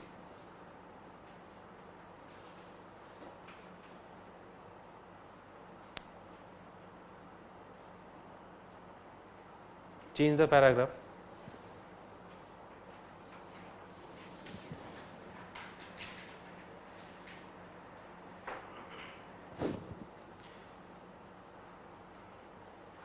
Although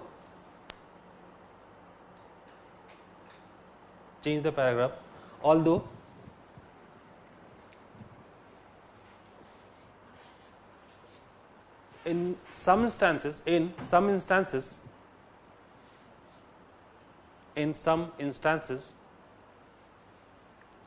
Indians have shown their time concerns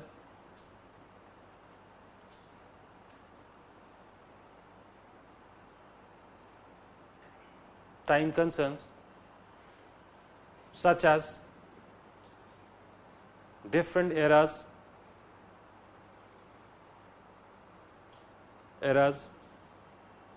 in bracket you write down Shaka Samvat, Vikram and Gupta Samvat.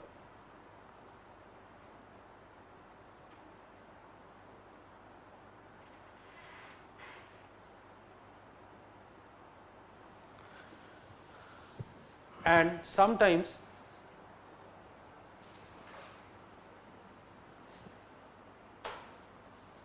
they have tried to trace the event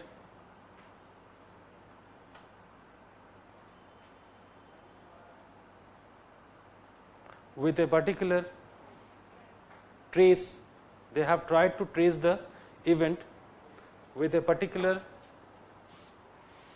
or famous event such as death of Buddha, death of Buddha,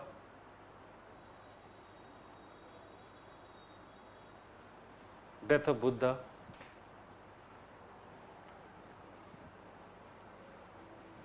incoronation of Asoka, etc.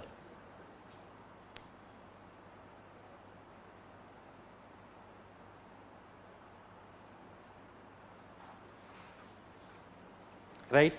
So, I hope you got the point. On the basis of if any as such question is coming which is regarding the historical sense of the ancient India, so these are the points around which he will frame your answer. Right. Now, it depends ki what kind of description you are giving, the basic understanding which is necessary, that I have given you. Right. Now, the second thing is concerned, any as such question is coming which is asking to inquire about the historical sense among the ancient Indians. Right. So, of course, by just by giving these points you have proved that they did not have the historical sense. Right. And we can take this particular discussion further also, and if we'll carry definitely this discussion further, but not here, because we need to discuss now, or we need to evaluate now the Indian historical texts such as Puranas, right, different sort of biographies, right, but that we'll discuss while discussing the sources, right, in the first topic, and then we'll discuss about what kind of historicities there are, Puranas, biographies. We'll evaluate, we'll try to evaluate Kalhana's Raj Tarangini from where the questions are coming, definitely will do, right. But at the same time, if any as such question, specifically if you are talking about this question, right, in that case you must remember you can't accept all these things as it is, right, because if you are accepting it, it means somewhere you are just accepting the colonial or the oriental brains, right. So, you need to negate the ideas also, right, the first thing. So, in what way you can negate the ideas? Definitely there might be certain points, right. So, what are those points on the basis of what you can negate the ideas, right? You just write a paragraph.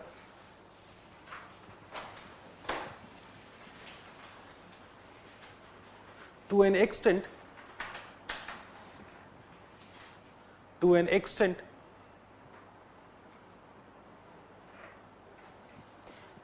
this blame by the Orientalists,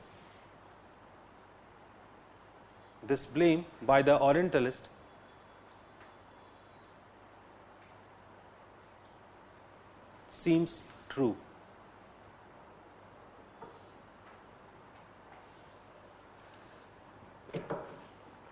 But it could not be accepted,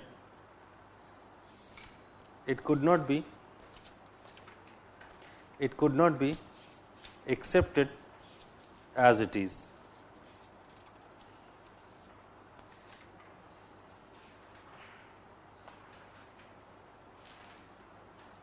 Could not be accepted as it is.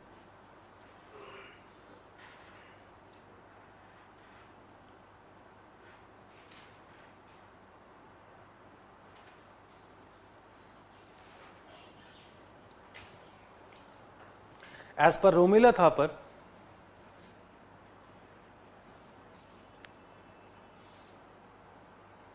if the Puranas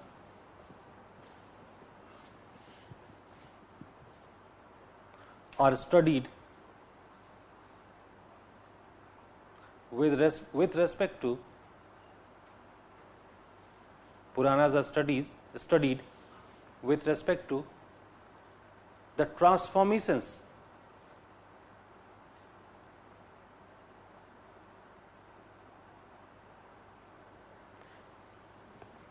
taking place in the societies, in the state formation, taking place in state formation,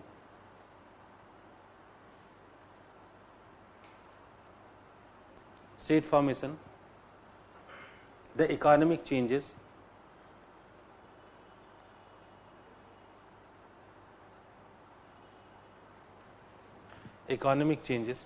can I see it once?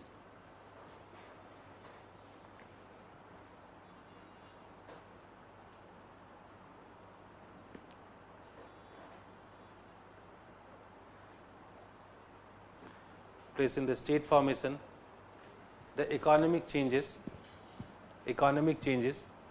or the transformations,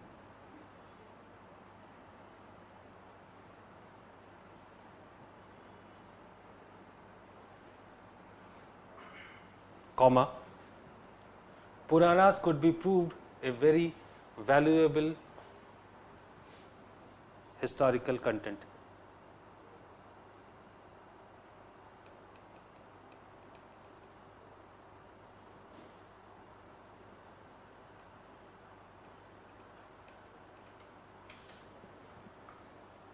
Next,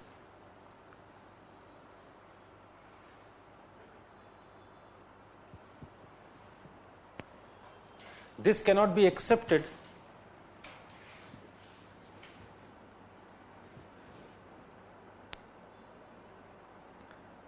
that the ancient Indians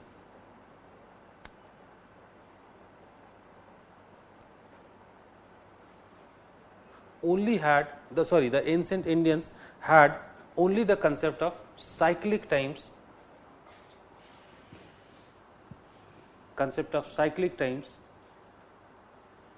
not the linear times.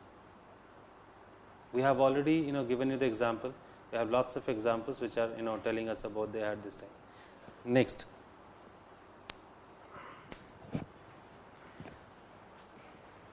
the ancient Indian writings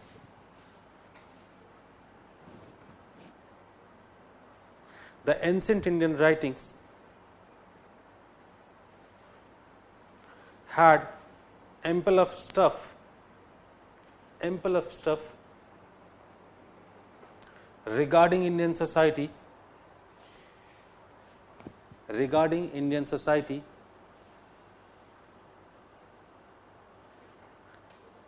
which could be considered as a historical content as per the present parameter.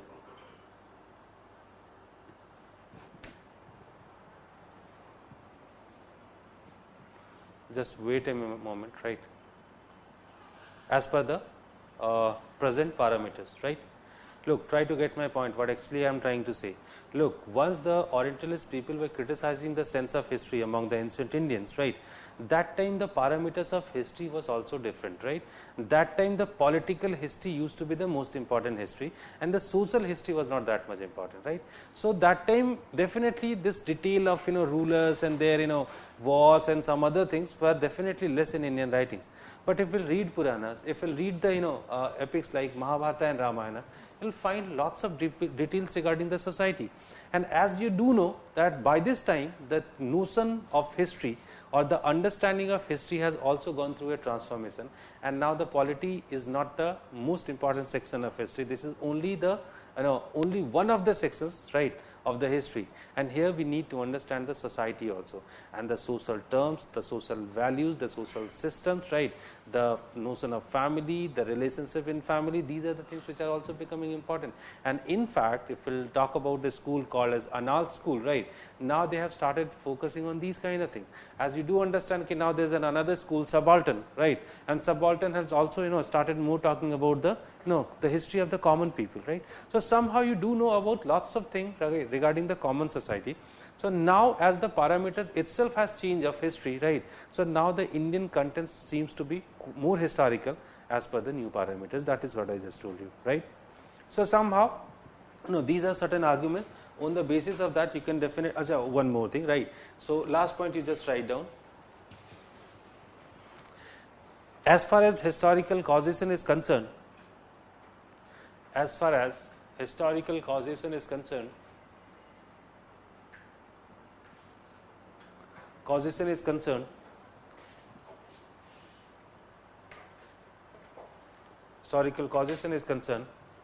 definitely people like Kalhan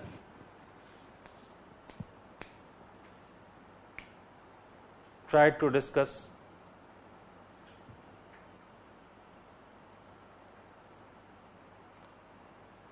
history with that approach. I think further we'll discuss about Kalhana's Raj Tarangani, right, as a source of history. So we'll discuss about more historicity in Kalhana's Raj Tarangani. You'll come to know that in what way we must call it a pure book of history. So somehow I hope you come to know now about the this particular debate, was there any sense of history or not, right? So okay, fine, just we are stopping it today, right here only, and then in tomorrow's, I mean definitely we are meeting on Monday now, right? So in Monday we'll start discussing about different schools, right?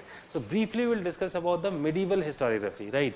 The writings during the medieval India and their features, and specific details we'll discuss while we'll begin with the medieval India, right? So like the text, the individual text from where the questions are very frequently being asked, right? So that we'll discuss that time. We'll just discuss the features or the nature of the medieval history books, right? And then in tomorrow's class, next class will basically focus on the modern history writing. So basically the 4 schools we have to focus and their features, and somehow we are going to apply all this in different sections of history. While doing ancient India, we have to apply those ideas, right? So this is very important to know the schools, because now this is giving you a proper structure, and now you can fit the arguments into those structures, right? That's the importance of this, right? So okay, if any question, query, doubts you have, you can ask to me. Anything, whatever we have done. So in that mode, I am just going to complete this syllabus. We will be more talking, more discussing the things rather than dictating, right? Because somehow what I want, that you must remember the things once you come out from the class, right? Not it is there in the because it must be there in your answers, in your notebook, but there is no point of having it in your notebook. It must be there in your mind. So always try to conceptualize the thing. अभी मुझे लगता है कि ये आप नहीं भूलेंगे जो हमने आज किया है, जिस तरीके से किया है, ठीक है, कभी नहीं भूलेंगे कि क्यों, अगर हो सकता है एक पॉइंट मिस कर सकते हैं, ठीक है, it may be possible that we are changing the name of the point, hardly matters, right? Ultimately it is all about passing on the content, right? So somehow we'll pass on the content in the answer script, right? That's the important objective. Thank you very much.